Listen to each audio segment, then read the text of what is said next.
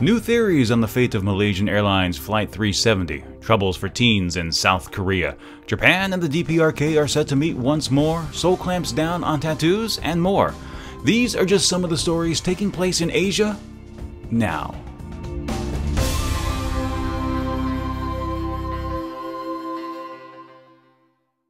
Welcome to Asia Now. I'm Steve Miller. In March of this year, Malaysian Airlines Flight 370 mysteriously vanished from radar. The disappearance created media frenzy and left families wanting answers.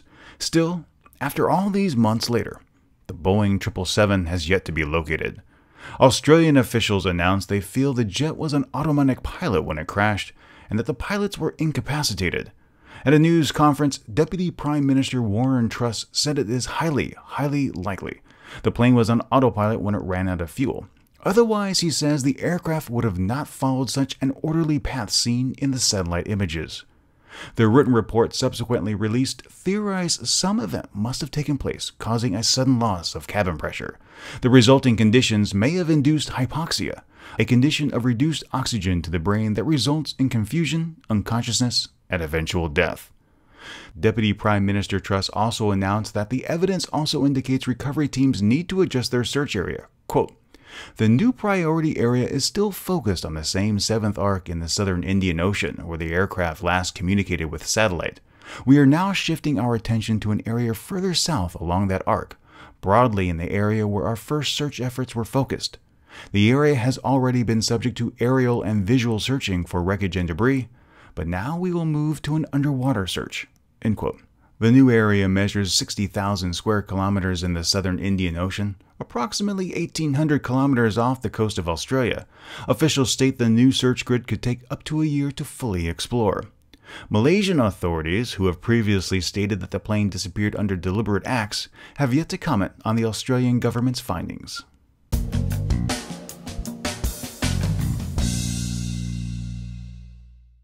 President Barack Obama made headlines years ago when he touted the advantageous aspects of the Korean educational system. On paper, the results look quite impressive, with Korean students scoring highly in several key areas when compared to their American counterparts. But what is life like in Korean schools? Two recent reports shed a not-so-complimentary light on the system and its effects on students. First, a high school student was hospitalized with torn muscles following physical punishment from a teacher. A total of 8 students were ordered to perform 800 squats during class after failing to complete their homework. The school said some students were able to stop the physical activities after completing assigned math problems, but the student who was hospitalized had to complete the entire set of 800. Physical corporal punishment in Korea was banned in 2012. However, schools still allow teachers to issue physical activities as forms of punishment, according to an official in Seoul's Board of Education. The teacher who issued the punishment is under investigation, but it's doubtful anything of substance will come from the event, since the school board has no guidelines on what would be considered an excessive form of punishment. That Korea still relies on corporal punishment, in any form, for school discipline demonstrates a complete lack of understanding of how humans respond to it.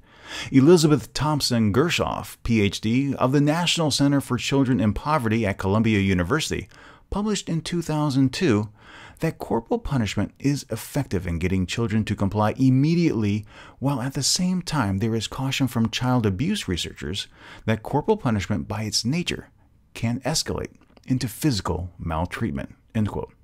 Better time and effort will be spent on training Korean teachers to be educators who can effectively manage their classroom rather than disciplinarians. However, problems for students don't end there. A survey released earlier this year showed nearly half of Korean teenagers had suicidal thoughts. The Korean Health Promotion Foundation carried out the survey and found that 17% were also concerned about their physical appearance. Concerns about lifelong pressure when competing for better schools, jobs, physical appearance, and marriage may be why the number of suicides has risen to 13 out of 100,000, even when other developed nations' rates are decreasing. 1 in 4 survey respondents said they have no one to talk to. Even more said they turn to friends instead of teachers, counselors, or parents. Quote, "We have social institutions and counselors at school to help teenagers with stress, but what we need is a mindset in which they utilize those resources just like they would go to a pharmacy or hospital when they get a cold. said Mo Sang-hyun, a research fellow at the National Youth Policy Institute in Seoul. It's going to be a tough sell, since even in the wake of the Seoul tragedy, many opted not to take advantage of on-site counselors.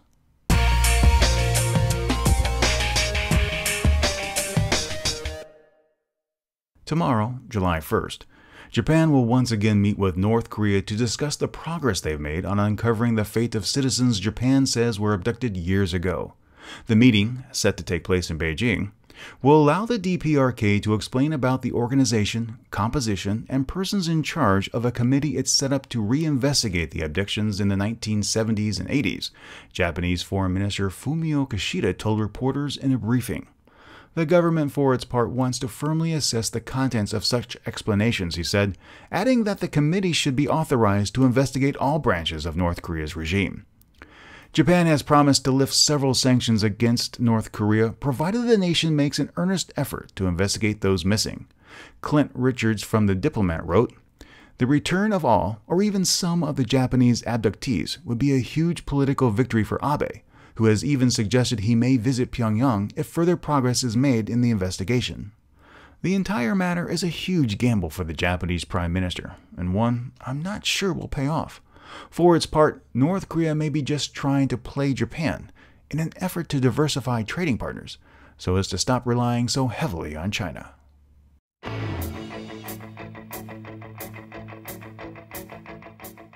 Do you have any tattoos, Brad? Dr. Frankenfurter asks in the cult classic film The Rocky Horror Picture Show.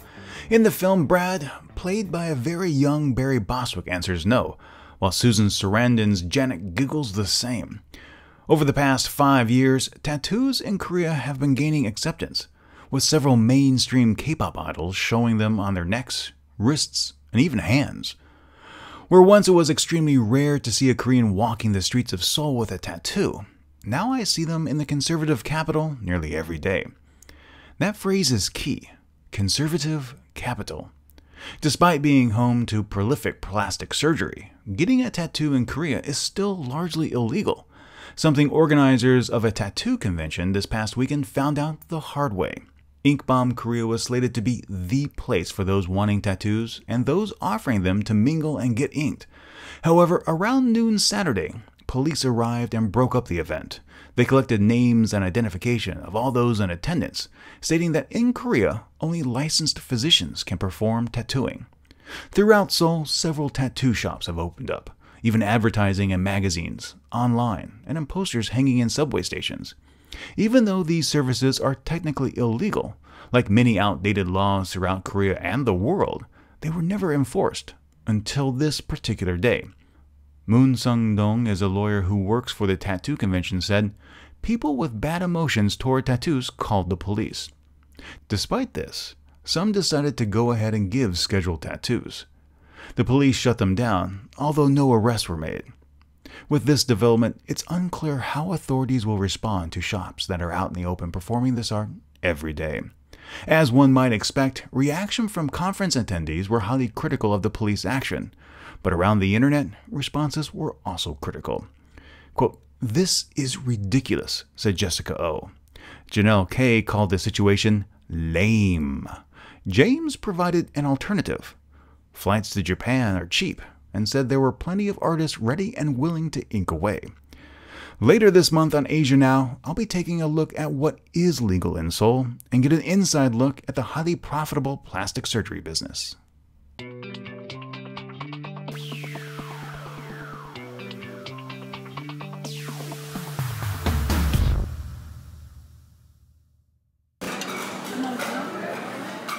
The Korean wave usually refers to the rapid expansion of K-pop music enjoyed around the globe.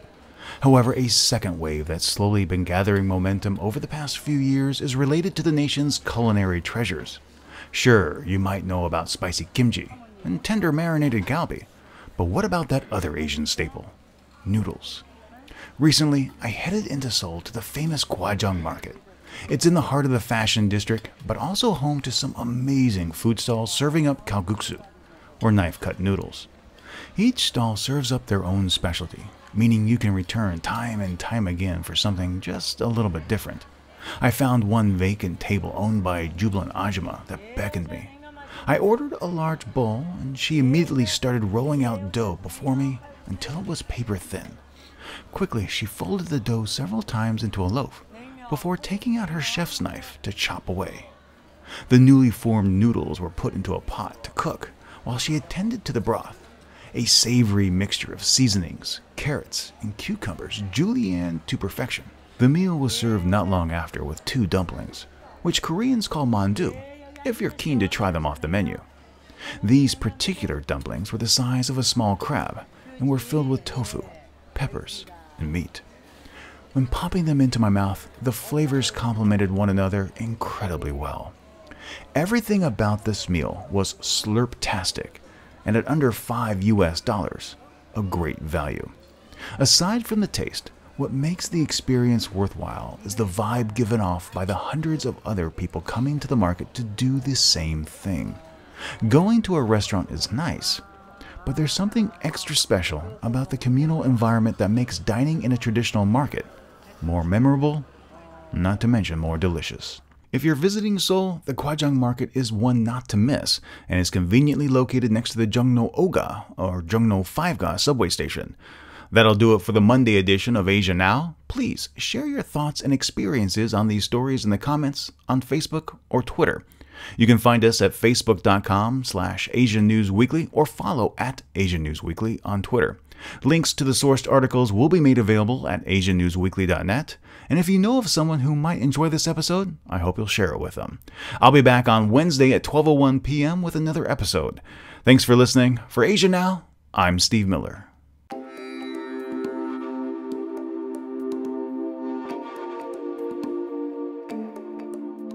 Asia Now is licensed under a Creative Commons Attribution Non-Commercial No Derivatives 4.0 International License.